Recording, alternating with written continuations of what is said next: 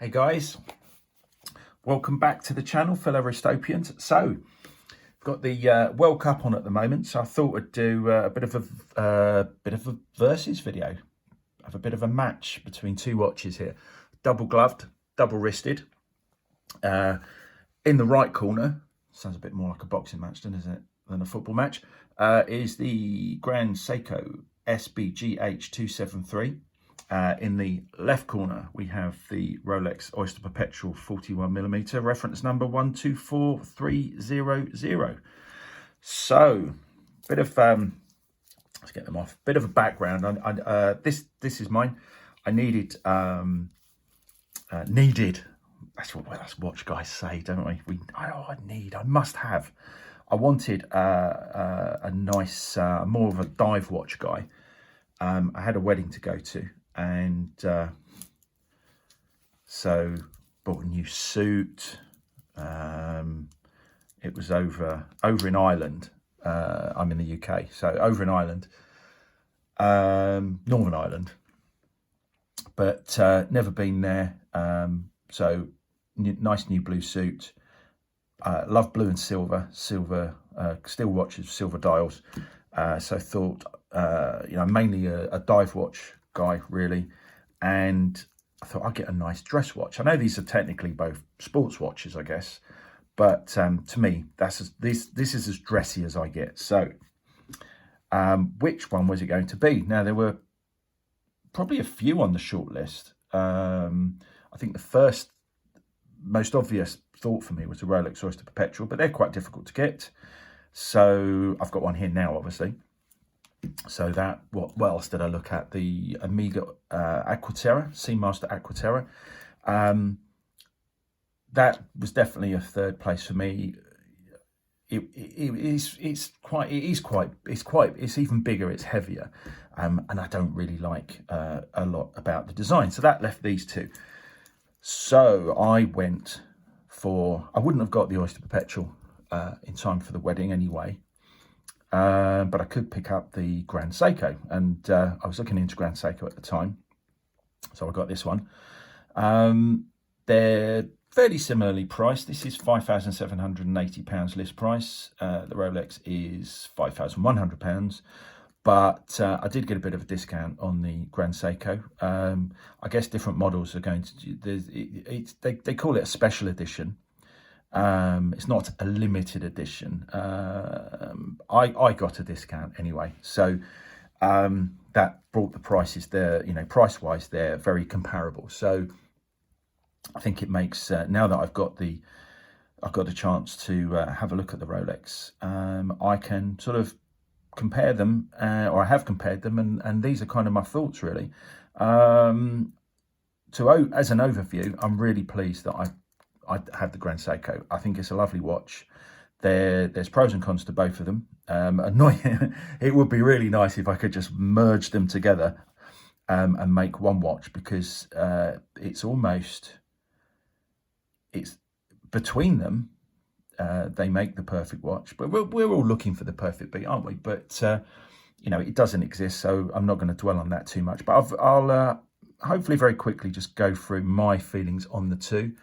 And hopefully that will be helpful to someone who may be in the same position, or just let me know what you think if you're a watch fan. So positives on the Grand Seiko, start with that. So the finishing, so Zaratsu polishing, which I've got a bit of a scratch somewhere I've noticed on the side there.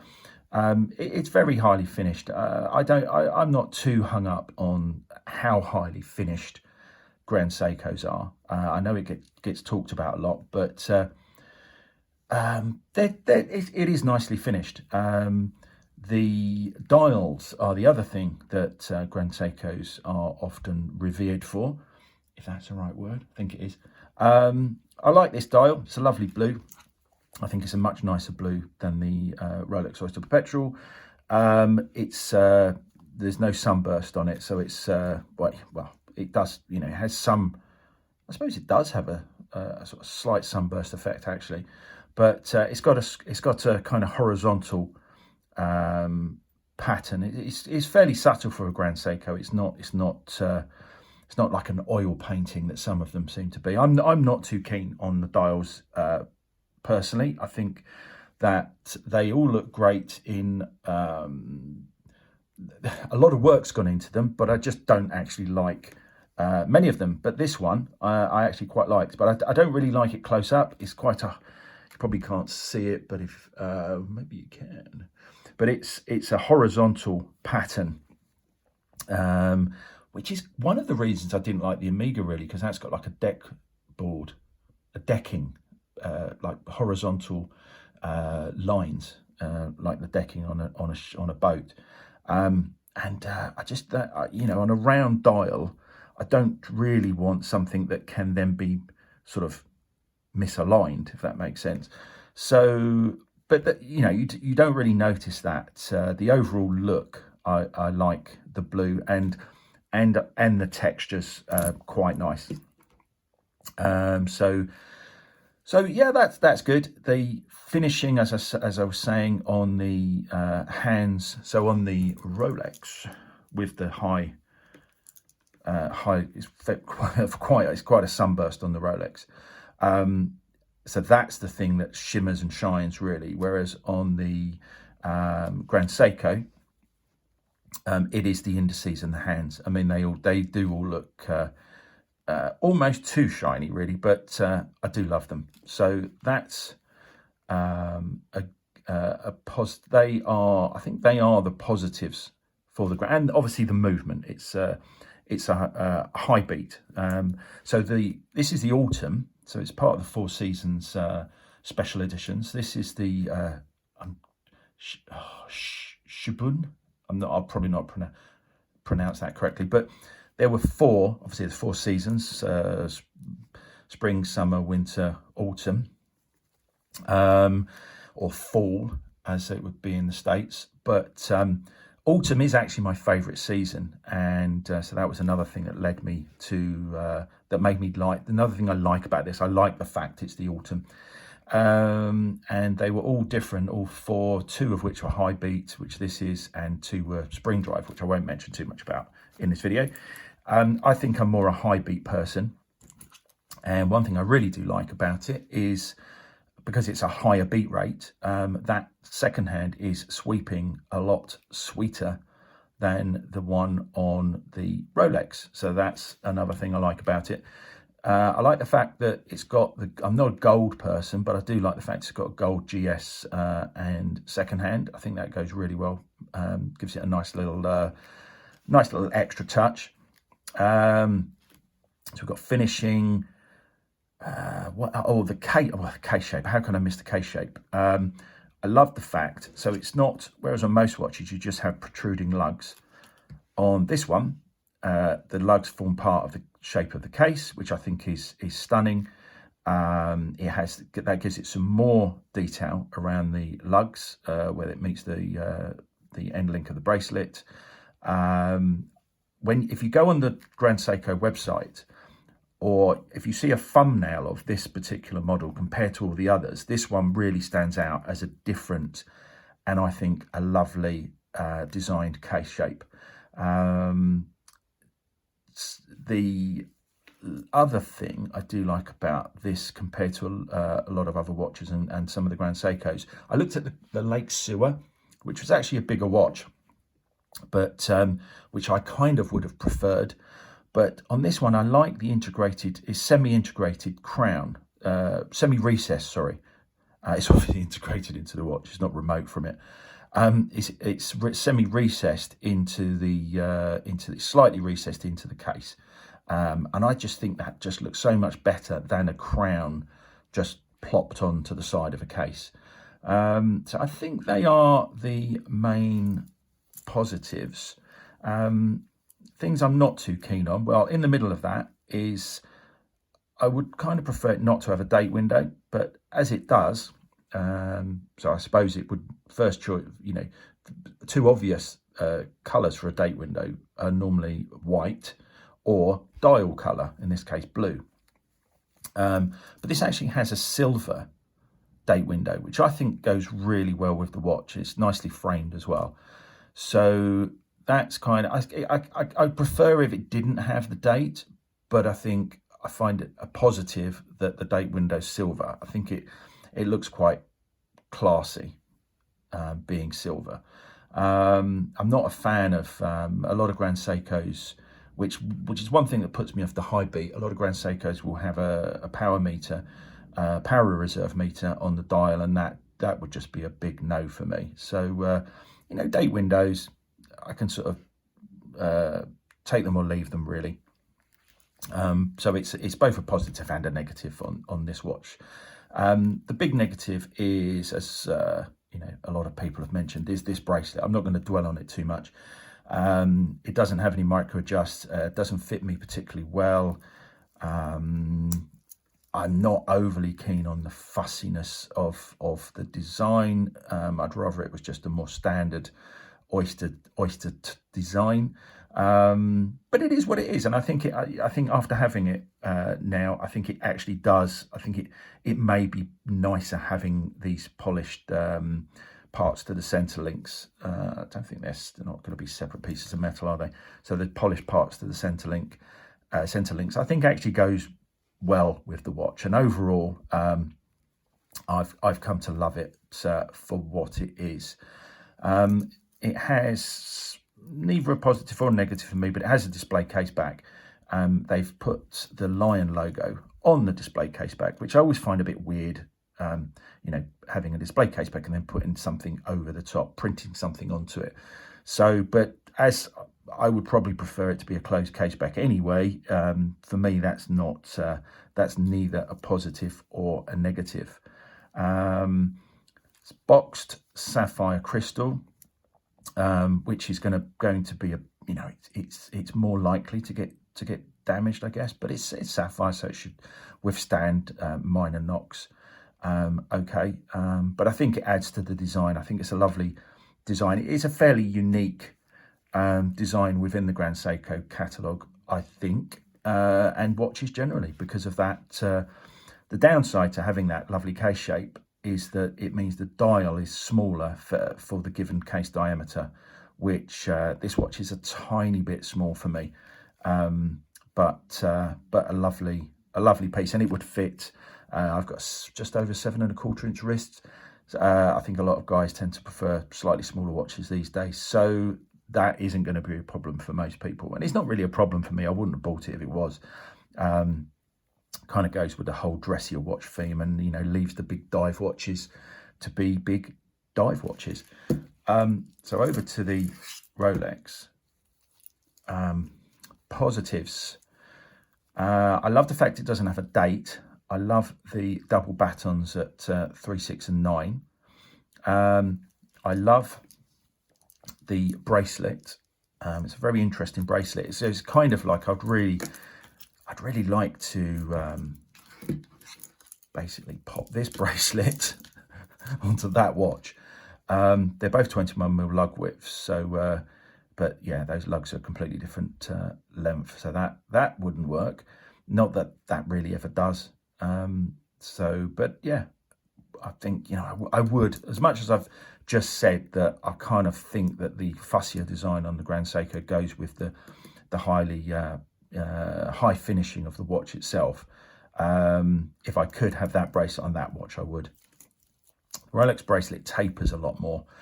That's really the only thing I don't like about it. I like a taper, but you know, going from 21mm, I mean, that's tapering very sharply. Whereas the Grand Seiko is left with quite a decent size width, even though it's tapering. But the positive I was about to mention was this is a very interesting clasp. I've not seen this. When I first picked this up, I thought that was a not dive extension. I thought that was a safety clasp, a second clasp to that flipped down. That I was trying to open it, you know, from the middle out, whereas actually it opens from the outside in, and it's got this kind of hinge, like springy hinge there, that means that you've got the hook there and the claw there that clip to each other, but that's on a sort of a spring mechanism, which I've not really seen, so that's quite a nice touch. Has a oh, it's out, let's pop that in. Has a quick adjust on the bracelets, on the bracelet, so that's out. And if I can do this with my gloves on, there we go, that's in. So it's about half a link. So if you can see, that's about halfway on that link. And if I pop it out, it's about, you know, it's about half a link difference. So that would be quite nice on, you know, it's such a small amount. It's probably just the right amount if your wrist swells in some heat. If you can get it to fit you on that, in that position, then when it's hot, you can pop that out and you've got an extra half a link there. It also has, so there's no micro adjust shown on the outside, but there are 3 micro adjust positions on the inside of the clasp, and it's currently set to the middle of those 3. So yeah, a very interesting clasp, I think, for what is on a very basic watch. So downsides, as I say, I think that taper is just too much for me. It's a bit like an Oris. It's Oris level tapering. I mean, that is quite brutally tapered there. I mean, it's still luckily it's 21mm lug width, so it still leaves a fairly decent width clasp there. So that's a bit of a downside for me. The overall basicness of it, I think, is although it's meant to be an entry-level basic Rolex, I still feel it's slightly too basic. And I think the biggest niggle I have with it is this crown, and I think that highlights the whole basicness. It's very diddy. It's very small, and it's just kind of popped there. I think if it was, I don't think it needs to protrude anymore, but it just would be nice if it was a bit, or could it be any, it couldn't be any wider really, because it would, but comparing it to the Grand Seiko, I just prefer a bigger crown. And I think that whole thing on the Grand Seiko where it's bigger, but it's recessed slightly, I think just really works. But I suppose it can be done with this slightly different design. Couldn't really recess that in there because of the bezel, but I think it could be bigger. I mean, I know the Milgauss has a chunkier crown. Milgauss is a thicker watch. I only saw one of those fairly recently, and it's a thicker watch, and it's just got a bit more shape to it.